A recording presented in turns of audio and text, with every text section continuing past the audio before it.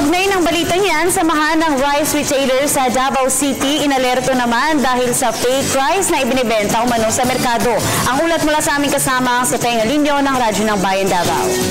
Patuloy sa pakikipag-ugnayan ang iba't ibang sangay ng pulisya sa buong Region 11 upang mahuli ang nagpapakalat ng peking bigas na inahaluan ng malaplastic na butil sa orihinal na bigas.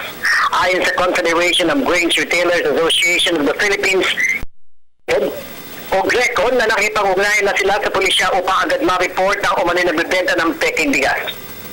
Ayon kay Pablo Gonzalez Jr., Vice President for GRECO Mindanao, sa panayam ng Davao Media, na kailangang makipagtulungan ang may 82 rice retailers at agad ipabigay alam sa National Food Authority o NFA o sa National Bureau of Investigation o NBI. Una na nagbabala si Davao City Mayor Rodrigo Duterte sa mga negosyante na nagbebenta ng fake rice na mapaparusahan sila. Pinatasa na rin po ang pulisya na galugarin ang lahat ng mga outlets ng bigas sa Davao City.